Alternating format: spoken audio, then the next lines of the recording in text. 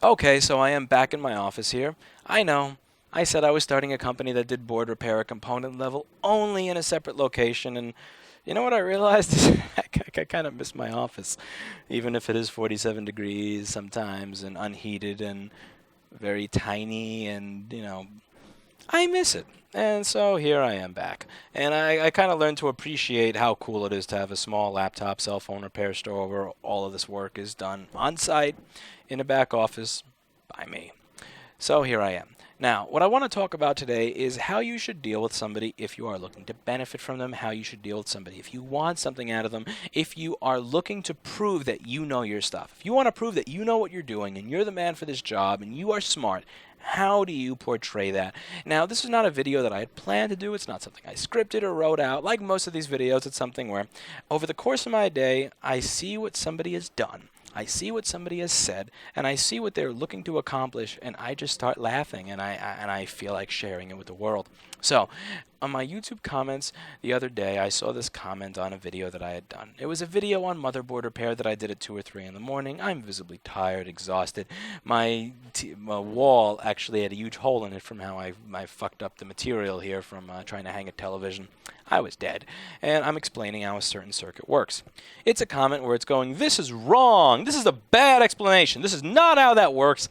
And it was written in the most condescending fashion possible. Usually I won't reply to this, I'll ignore it. But this one time I decide to say, "Oh, interesting. Thank you for the information."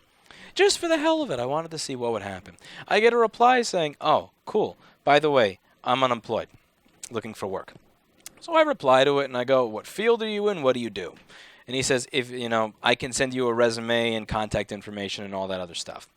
Now, you don't usually send somebody a resume unless you're either looking for a job from them or you are looking for a job from somebody they know. So, based on the fact that he offered to send me a resume, that kind of makes me wonder, you're looking for employment, and it makes me think you're actually looking for me in some way or another to help you with this process, or else why would you offer to send me a resume?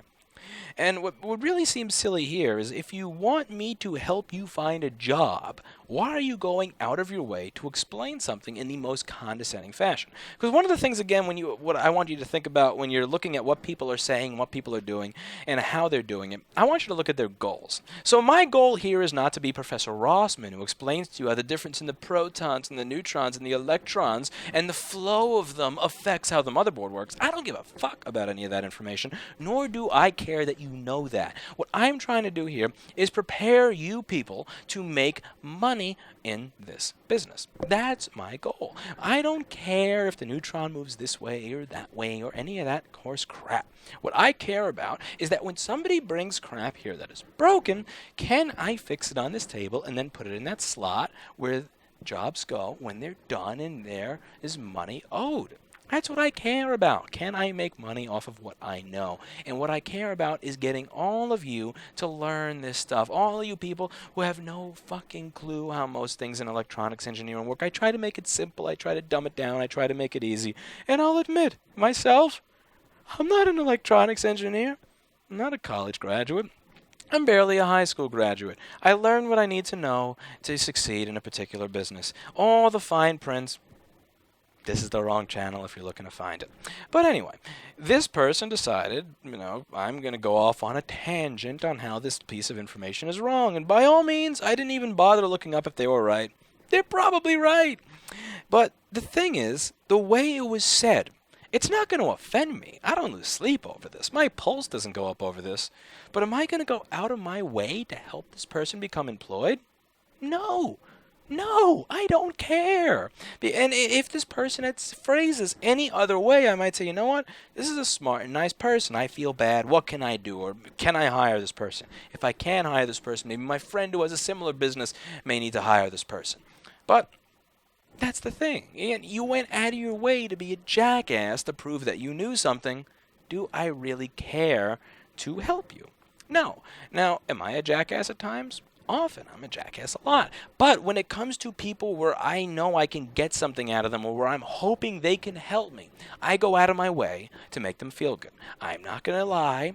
I'm not going to, I'm not going to smile at shit that's not funny, but I'm not going to go out of my way to make them feel like an idiot. I'm not going to go out of my way to say how what they're doing is all wrong, this, that, and the other. And again, this goes back to the other video about contractors. You go on a work site and you start laughing and go, ha ha ha, what idiot did this? You never know, because the idiot who did that idiot may be the CEO of the company who is deciding the next contractor for their $1 million project, and because of your dumbass comment, you didn't get it.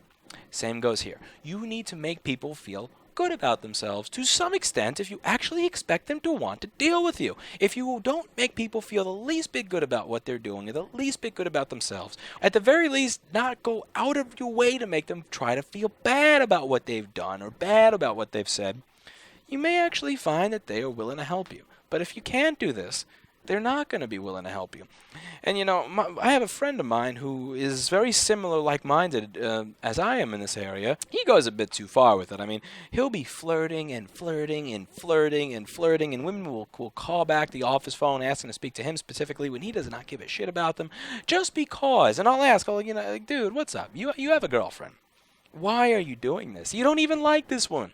And he'll say, I made her feel good about herself. Since she feels good and she's happy and she's smiling, she's more likely to give me money.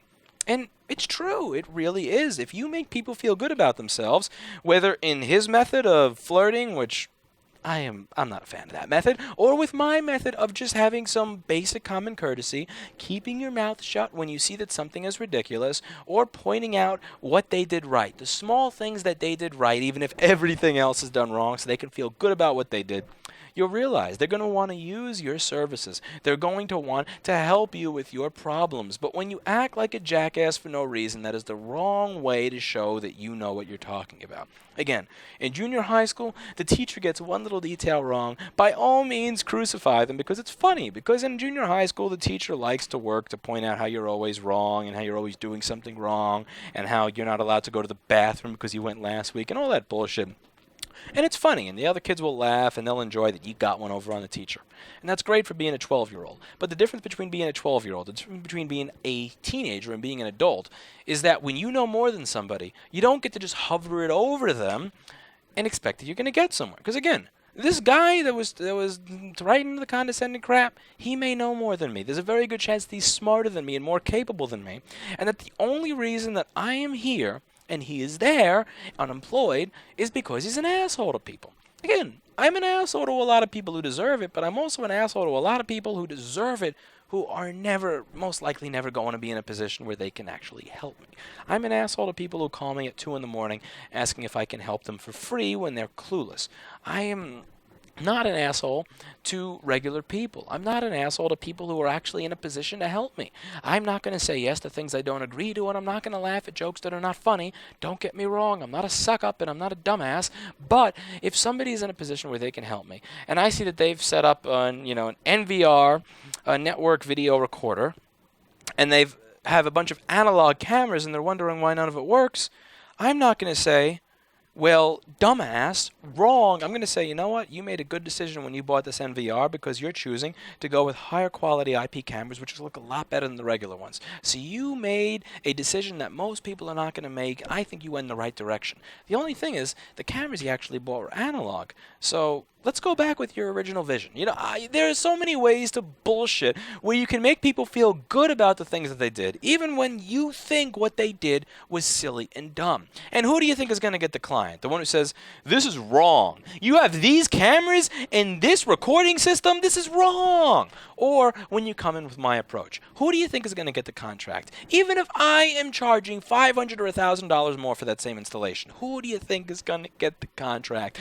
This is common sense. This is what I want you to be thinking about. This is the basic common sense that's going to get you somewhere in the world. And this is the stuff that they're not going to teach you at a course. This is stuff that they're not going to teach you in college. They're not going to teach you on-the-job training. This is basic common sense that you're either born with or somebody like me beats into your head. But hopefully now that you watch this video, you'll learn something. And hopefully, since I'm going to have some more time, since I'm back in my office, I'm going to be able to go back to doing something closer to a daily or every other day board repair video, because I kind of miss doing those. Since I did move back, I noticed that my microscope camera, I think I took the wrong lens because this piece of crap is never zoomed at the angle that it's supposed to be. I have to be zoomed much closer in for the microscope camera to be able to see anything. So I'm hoping I didn't fuck up my microscope or the microscope camera lens in the move. If I fucked up the lens, that's $50. If I fucked up the microscope, that's like $400. So I'm hoping I didn't screw any of those up. But yeah, hopefully I'll be able to go back to doing some of those videos soon. Hopefully I'll remember to find my tripod so I don't have to stand the camera at this funny angle. It's sitting in one of the squares that I use for holding machines that I have to refurbish, so that's why I had to lower my chair all the way down here. I'm sitting a little closer to the floor than I'm comfortable with. And that's about it for today.